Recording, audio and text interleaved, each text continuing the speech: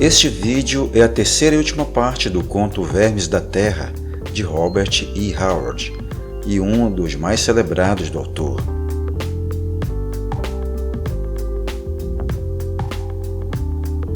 Para saber mais sobre o personagem, vou deixar um card com um vídeo em que eu exploro um pouco mais sua criação e sua natureza. Aqui eu utilizo o texto traduzido por Alex Magnus e publicado pela editora Red Dragon. As imagens são da adaptação da Marvel, de 1976, com roteiro de Roy Thomas, lápis de Barry Windsor-Smith e tinta de Tim Conrad. Posteriormente, ela foi colorizada e esta versão foi publicada no título da Dark Horse, Robert E. Howard's Savage Sword, um título com histórias de diversos personagens de Howard.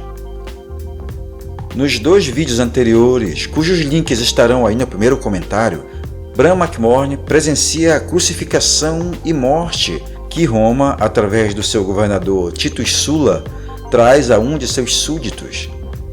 Esta humilhação é para o povo picto e os demais povos conquistados pelo Império Romano. Bran não pode enfrentar o exército do Império, mas jura a si mesmo se vingar de Titus Sula. Para isso ele recorre a um povo há muito tempo exilado pelos próprios pictos, os Vermes da Terra. Para obter esta ajuda, Bran consegue subtrair um artefato considerado místico para os perigosos vermes, que vão querer resgatá-lo, nem que tenham que entregar Titus Sula ao rei Picto. Mas chega de resenhas. Vamos conferir nas palavras de Robert E. Howard o final deste conto marcante na história dos Popes.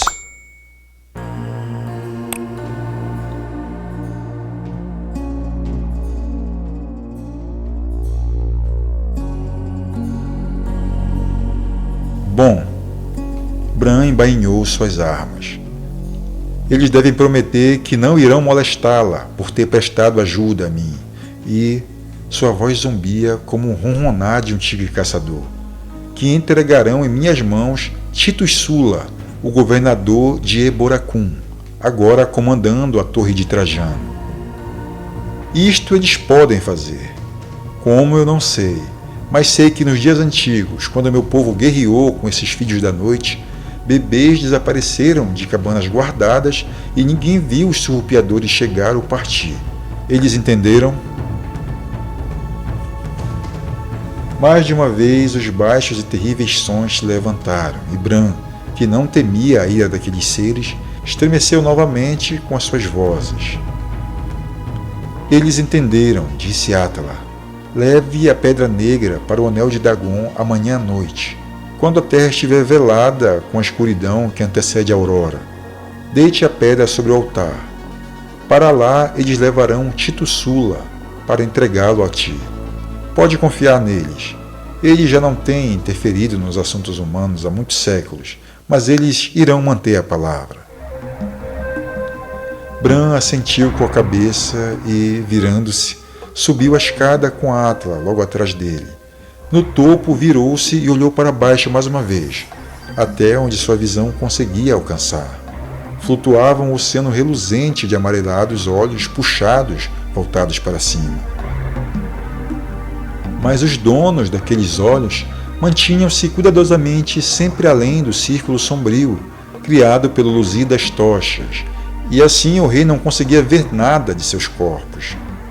A linguagem sibilante, baixa das criaturas flutuou até o rei, e ele estremeceu quando sua imaginação visualizou, não um tropel de criaturas bípedes, mas um enxame oscilante de miríades de serpentes, olhando fixamente para o homem no topo da escada, com seus olhos brilhantes, vigilantes.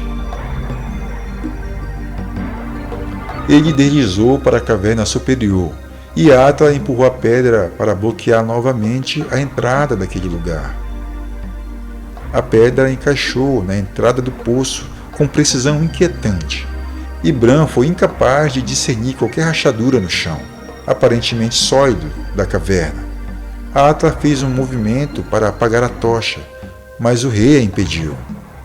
Mantenha a tocha acesa até que estejamos fora da caverna. Ele resmungou. Podemos pisar em uma cobra no escuro. A risada docemente odiosa de Atla elevou-se loucamente na escuridão bruxuleante. Não foi muito antes do anoitecer, quando Bran chegou novamente à margem rodeada de altos caniços do lago de Dagon. Atirando seu manto e espada embainhada no chão, despojou-se de suas calças de couro curtas. Em seguida, tendo seu punhal entre os dentes, ele entrou na água com facilidade e a suavidade de uma foca mergulhando. Nadando com braçadas fortes, foi até o centro do pequeno lago e lá, girando, mergulhou para as profundezas. O lago era mais profundo do que ele havia pensado. Parecia-lhe que nunca iria chegar ao fundo, e quando o fez, suas mãos, tateando, não conseguiram encontrar o que procurava. Um rugido em seus ouvidos o alertou e ele nadou até a superfície.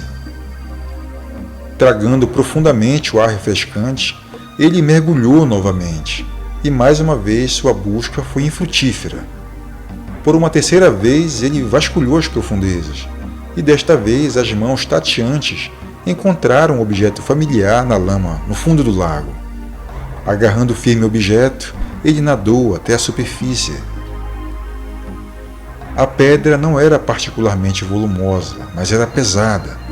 Ele nadou vagarosamente e, de repente, ele percebeu um agitar-se curioso nas águas ao seu redor. Algo que ele não tinha causado por seus próprios movimentos.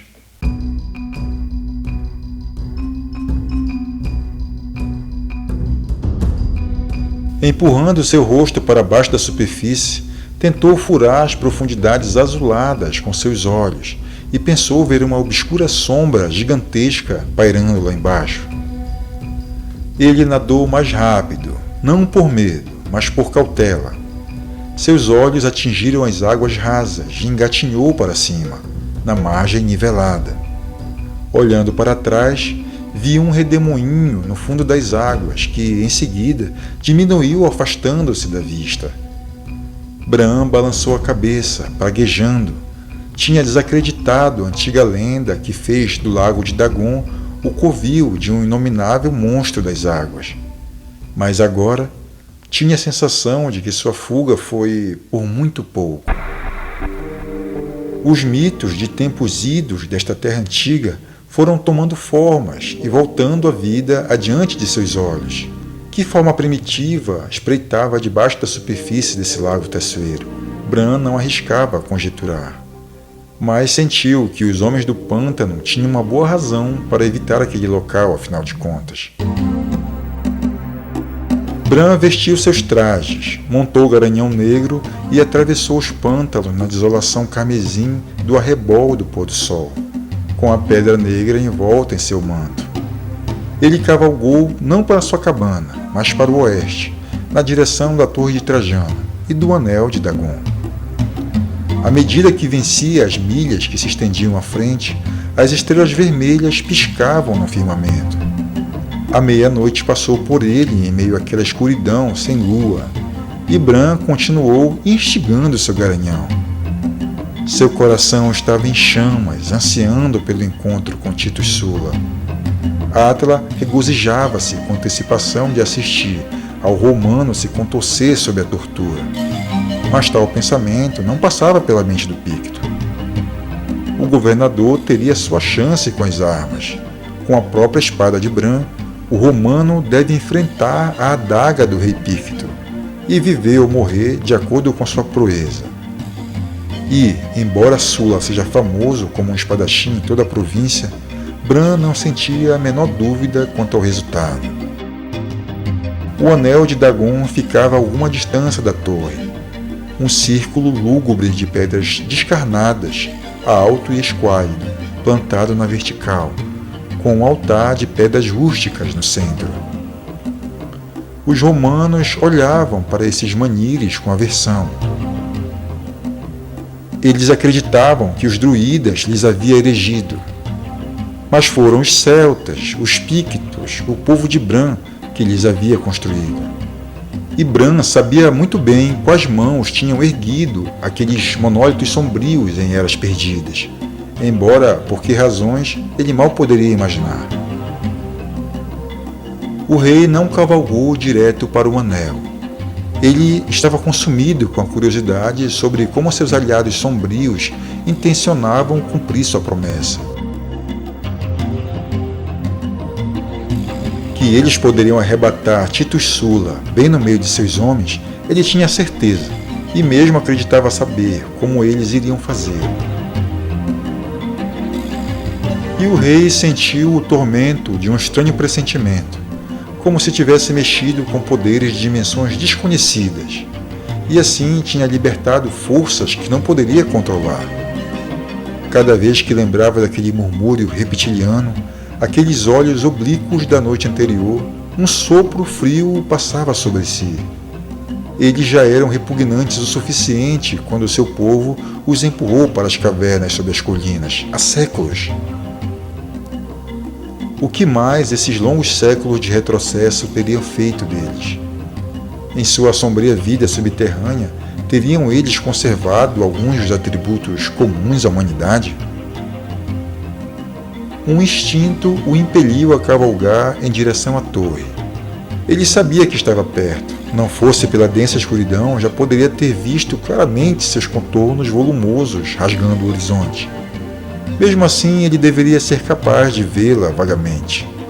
Então, um sobressalto, uma premonição obscura o sacudiu e ele esporeou o garanhão para um trotar mais rápido. De repente, Bran ficou atordoado sobre a sela. Como se por um impacto físico tão impressionante foi a surpresa que seu olhar encontrou. A torre inexpugnável de Trajano já não mais existia. O olhar atônito de Bran repousava sobre uma pilha gigantesca de ruínas, de pedra despedaçada e granito esmigalhado, de onde se projetava as extremidades irregulares e lascadas de vigas quebradas. Em um canto de escombros, uma torre erguia-se do destroço de alvenaria, inclinando-se embriagada, como se suas fundações tivessem sido carcomidas em sua base. Bran desmontou e caminhou à frente, desconcertado pela perplexidade. O fosso estava totalmente preenchido por pedras caídas e pedaços da parede de argamassa. Ele atravessou os escombros e foi até as ruínas, onde, ele sabia, apenas algumas horas antes as bandeiras haviam ressoado para a marcha marcial de pés revestidos em ferro, e as mulheres tinham ecoado ao ressoar de escudos e a explosão do berro alto das trombetas. Mas agora um silêncio terrível reinava. Quase sob os pés de Bran, uma forma quebrada se contorcia e gemia. O rei curvou-se para o legionário que estava deitado em uma poça vermelha, pegajosa de seu próprio sangue. Um simples olhar mostrou ao Picto que o homem, terrivelmente esmagado e quebrado, estava morrendo. Levantando a cabeça ensanguentada, Bran colocou seu cantil sobre os lábios descascados, e o romano instintivamente sorveu um grande gole, engolindo entre os dentes despedaçados. Na luz opaca das estrelas, Bran viu seu olhar vítreo. As muralhas caíram, murmurou o moribundo. Elas caíram por terra como os céus despencando no dia do julgamento. Ah, Jover, os céus choveram estilhaços de granito e granizo de mármore. Eu não senti nenhum sobressalto de terremoto. Bran fez uma careta intrigado. Não foi terremoto, murmurou o romano. Começou antes da madrugada, um ruído fraco arranhando e rasgando por dentro da terra. Nós da guarda o ouvimos, como se ratos escavassem nas galerias, ou como se vermes rastejassem para fora da terra. Titus riu de nós, mas durante todo o dia nós ouvimos. Em seguida, à meia-noite, a torre tremeu e pareceu sossegar, como se as fundações estivessem sendo escavadas. Um tremor sacudiu Bran Mak Morn. Os vermes da terra. Milhares de vermes cavando como topeiras bem debaixo do castelo, escavando os fundamentos. Deuses, a terra deve estar furada e corroída com túneis e cavernas. Aquelas criaturas eram ainda menos humanas do que ele havia pensado. Que medonhas formas de escuridão ele tinha invocado para seu auxílio. E o que foi feito com Titus Sula? Ele perguntou, novamente segurando o cantil aos lábios do legionário. Nesse momento, o romano moribundo parecia-lhe quase como um irmão. Logo que a terra estremeceu, ouvimos um terrível grito na câmara do governador, murmurou o soldado. Corremos para lá enquanto arrombávamos a porta. Ouvimos seus gritos, que pareciam se afastar para as entranhas da terra. Quando entramos, a câmara estava vazia. Sua espada ensanguentada estava deitada no chão. Nas lajes de pedra do chão havia um buraco negro escancarado. Então as torres cambalearam. O telhado desabou através de uma tempestade de paredes despedaçadas. Eu rastejei. Uma convulsão forte sacudiu a débil figura. Deite-me, amigo, sussurrou o romano. Eu vou morrer. Ele tinha deixado de respirar antes de Bran poder deitá-lo novamente. O Picto levantou, limpando mecanicamente suas mãos. Ele se apressou a partir do local e, quando galopou ao longo dos pântanos escuros, o peso da amaldiçoada pedra negra sob sua capa era como o peso de um pesadelo abominável sobre um coração mortal. Quando ele se aproximou do túnel, viu um brilho misterioso lá dentro, de modo que as pedras magras permaneciam cauterizadas como as costelas de um esqueleto queimado por um fogo de feitiçaria maligna. O garanhão bufou e recuou, enquanto Bran o amarrava a um dos menires.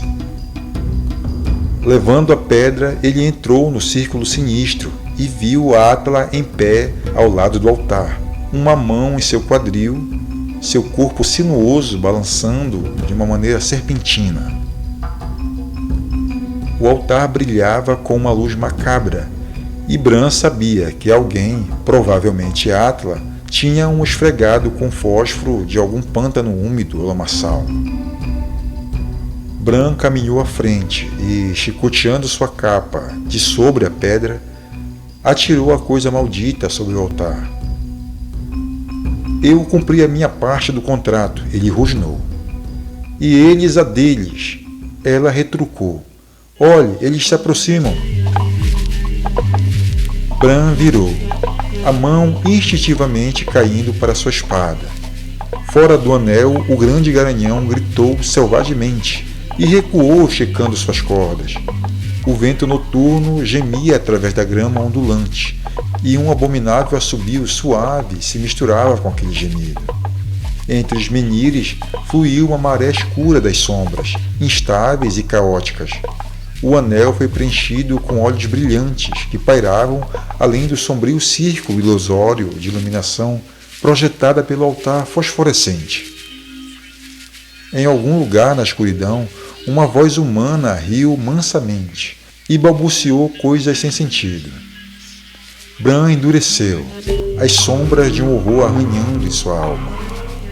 Ele apertou os olhos, tentando afastar de si as formas daqueles que o cercavam, mas vislumbrou apenas massas esvoaçantes de sombras que se agitavam, se contorciam e se enroscavam em uma consistência quase fluida. Deixe-os fazer valer sua barganha, ele exclamou, irritado. Então veja, ó rei, Atla gritou em voz de zombaria penetrante. Houve uma agitação, um fervilhar nas sombras retorcidas, e da escuridão rastejou, como um animal de 4 patas, uma forma humana que caiu e se arrastou aos pés de Bran, se contorcendo, fazendo caretas, levantando uma cara de caveira. Uivava como um cão moribundo. A luz sinistra, Bran, com a alma abalada, viu os vítreos olhos brancos, as feições anêmicas, soltas, se contorcendo, lábios cobertos de espumas de pura loucura. Deuses, seria aquele Titus Sula, o senhor orgulhoso da vida e da morte na orgulhosa cidade de Eboracum? Eu tinha pensado em dar este golpe em vingança, disse sombriamente. Dou-lhe em misericórdia. Vale, César. O aço brilhou à luz sombria e a cabeça de Sula rolou até o pé do altar brilhante, onde permaneceu com um olhar fixo para o céu escurecido. Eles não lhe fizeram mal. O riso odioso de Átala cortou o silêncio doentio. Foi o que ele viu e veio a saber que destruiu seu cérebro. Como toda a sua raça de pés pesados, ele não sabia nada sobre os segredos desta terra antiga. Esta noite ele foi arrastado pelas covas mais profundas do inferno, onde até mesmo tu poderias ter empalidecido. Bom para os romanos não conhecerem os segredos desta terra amaldiçoada. Bran rugiu enlouquecido. Com seus lagos assombrados por monstros, suas abomináveis mulheres bruxas e suas cavernas perdidas e reinos subterrâneos onde desovam as formas da escuridão do inferno. São eles mais abomináveis do que um mortal que procura sua ajuda? Gritou Átala com um berro de alegria temerosa. Deles a sua pedra negra. Uma repugnância cataclísmica balançou a alma de Bran com fúria vermelha. Sim, eis vossa pedra amaldiçoada, ele rugiu, agarrando-a do altar e atirando-a entre as sombras com tal selvageria que arrancou sons de ossos estalando sob seu impacto.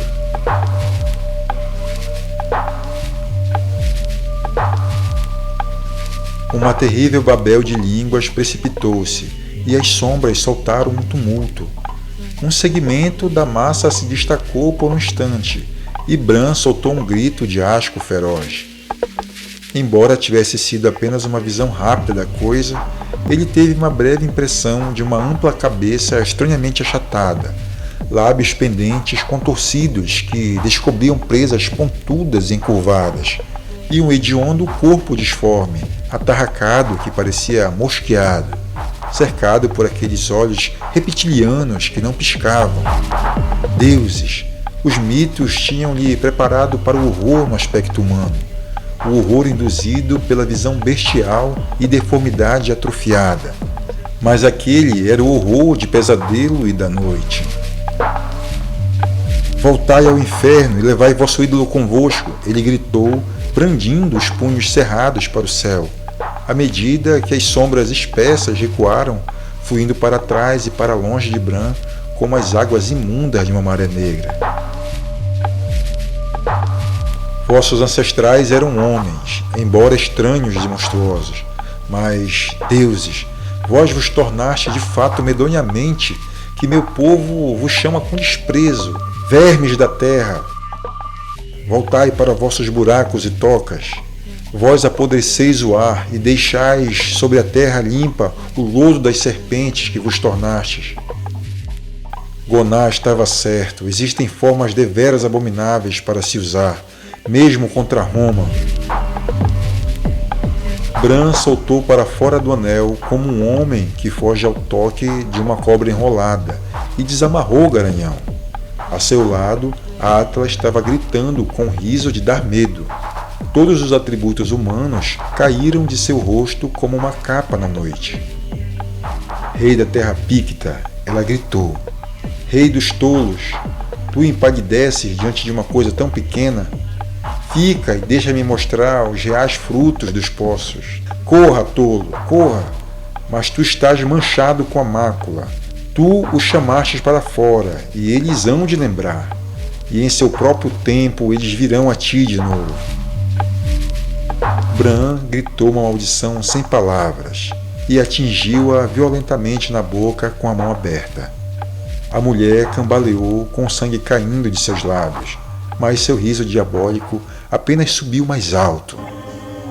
Bran saltou para a cela, cavalgou selvagem para o Urze limpo e as colinas azuis frias do norte, onde poderia mergulhar a espada na matança limpa e embriagar sua alma no turbilhão vermelho de batalha, e esquecer o horror que se escondia sob os pântanos do oeste. Ele deu ao garanhão a rédea frenética e cavalgou durante a noite como um fantasma assombrado, até que o uivo do riso infernal da mulher-lobo morreu na escuridão que ficou para trás.